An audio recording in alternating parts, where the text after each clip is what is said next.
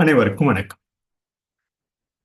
அகத்தவம் ஆண்டின் ஒவ்வொரு நாளும் செப்டம்பர் 22 காண உள்ளோம். செப்டம்பர் 22 நாம் ஒரு சொல்லில் கூற வேண்டும் என்றால் கண்மம் என்று கூறலாம்.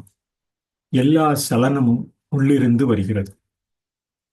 மனிதன் வெற்றி பெற தவறிவிடுகிறான். சண்டை முடிவில்லாமல் நீடிக்கிறது. ஏனென்றால் அவர்கள் கிட்டத்தட்ட உலகளவில் இரண்டு காட்சி பிழையின் கீழ் உழைக்கிறார்கள். முதலில் எல்லா தூண்டுதல்களும் வெளியிலிருந்து வருகின்றன. இரண்டாவதாக அவர்கள் தங்கள் நற்குணத்தால் சோதிக்கப்படுகிறார்கள். ஒரு மனிதன் தூண்டப்படுகிறான் ஏனென்றால் சில ஆசைகள் அல்லது மனநிலைகளில் அவன் மேன்மேலும் தூண்டப்படுகிறான். எனவே கண்மம் என்ற அந்த ஒரு சொல்லில் எல்லா சலனமும் உள்ளிருந்து வருகிறது என ஜேம்ஸ் ஆலன் தொகுத்து வகுத்த அந்த செப்டம்பர் 22 தமிழில் கூறலாம். What he says on English in single word we can say delusions. Detachable effect layer unifies settings illusionary of natural systems. All temptations come from within.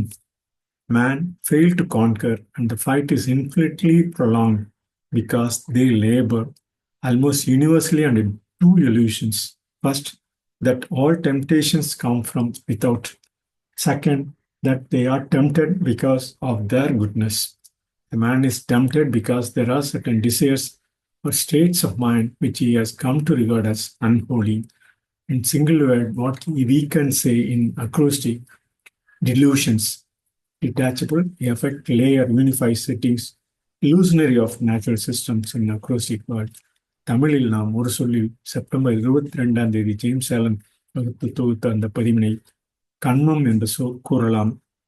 James Alan மிக சிறந்த தன்முனைப்பு பயிற்சியாளர், பதிவாளர், பதிவர், எழுத்தாளர் என கூறி அவருடைய பதிப்பினை பல்வேறு தமிழ் அறிஞர்கள் கிட்டத்தட்ட 100 ஆண்டுகளுக்கு முன்பிருந்தே தொடர்ந்து அவருடைய பதிவினையும் அவருடைய நூலையும் தொடர்ந்து பதிந்து மேன்மேலும் அவரை பற்றிய நூல்கள், எண்ணங்கள் போன்ற பல நூல்களை அப்பாத்துரை, வ.உ.சி.